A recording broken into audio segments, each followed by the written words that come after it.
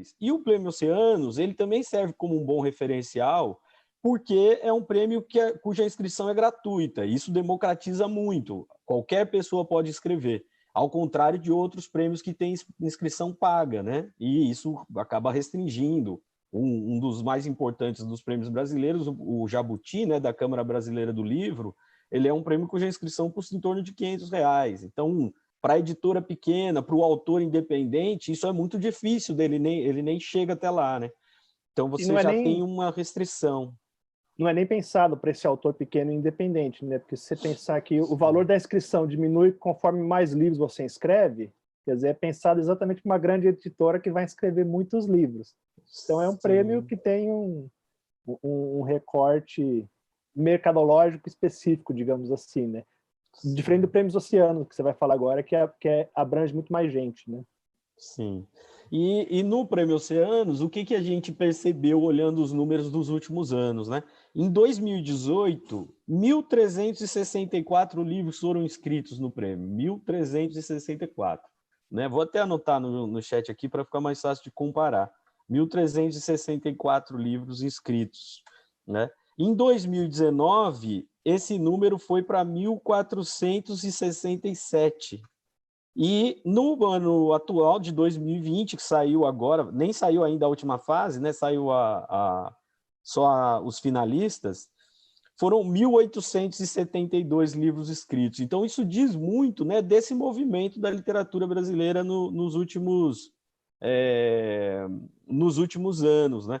Então, e dentro desse número tem uma curiosidade também. No ano passado, a fundação que cuida do Oceanos divulgou também o número de autores que se inscreveram como autores independentes, sem editoras, né? Livros feitos em autoedição. E isso mostrou um movimento curioso. Você tem 314 editoras inscritas e 49 autores que editaram de modo independente o livro, né? E em 2020, esse número aumentou muito, já foi para 450 editoras e 162 autores que se inscreveram de maneira independente, né? Então, isso é um movimento curioso, porque hoje em dia a facilidade para você fazer o próprio livro aumentou demais. Além, se a pessoa tiver talento para ela mesma fazer, as ferramentas estão no computador. E o acesso a editoras, a gráficas, né, para a impressão do livro, isso também facilita muito. Então, você tem um número muito grande. Eu trouxe esses números mais para a gente ter uma ideia de pensar, como a gente está pensando aqui dentro do sistema de bibliotecas, né? Como que as bibliotecas comprariam essa quantidade de livro, né? Eu vi que alguém fez um comentário aqui, né? A literatura contemporânea só chega se houver doação, a Sandra colocou, né? E é verdade, porque seria impossível você imaginar uma biblioteca ou um programa, uma política pública de compra do livro que desse conta de manter isso, né? De ter essa atualidade, né, de um país aqui, e a gente sabe, nem todos os livros lançados durante o ano, eles estão nesse número, né?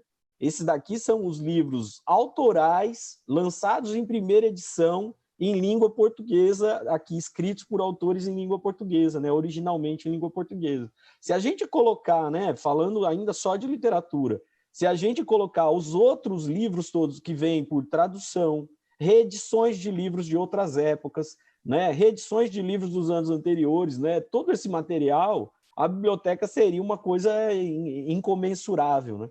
Então, eu acho que pensar o acervo da biblioteca num ambiente em que se publica tanto, né, em que tem saído tantos livros novos, é um desafio muito grande.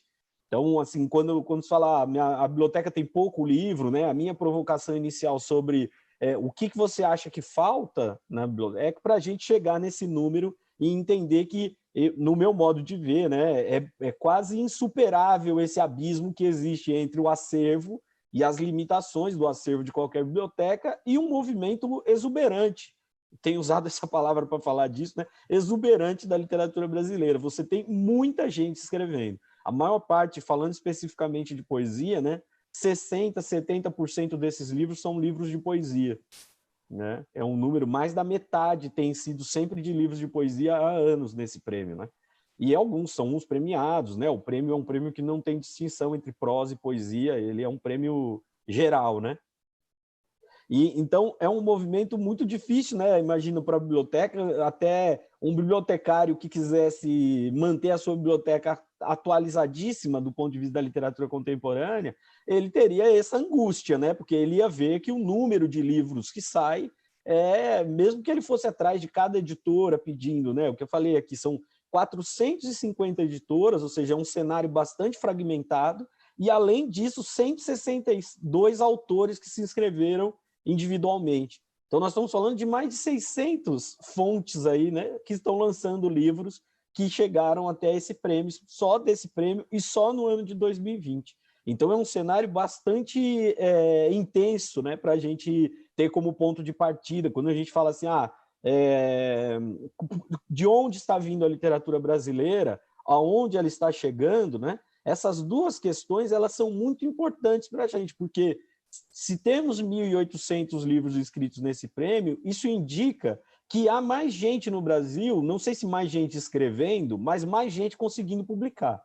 E a minha percepção é de que saiu de um núcleo mais centrado nas classes médias, né, na classe universitária, que era de onde a maior parte da produção de literatura sempre veio. Nós tivemos um movimento nos últimos anos, inclusive esses prêmios também acabam destacando isso, um movimento de democratização mesmo do ponto de vista da produção da literatura, ao qual não corresponde, essa pode ser uma outra provocação, né? Não tem correspondido necessariamente uma democratização da circulação da literatura na mesma medida.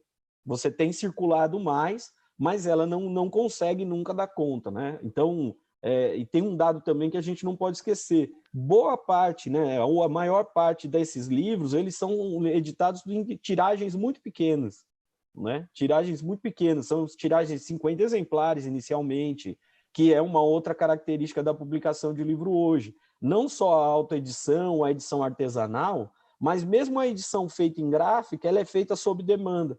As editoras lançam 50 exemplares. Então, nesse universo aí de 1.860 livros, a gente pode falar que mais da metade não são livros que saíram com mais de 200 exemplares, né? Tenho quase certeza, pelo perfil das editoras que mais têm escrito, né? Então, nós vamos tentar tocar um pouco nisso.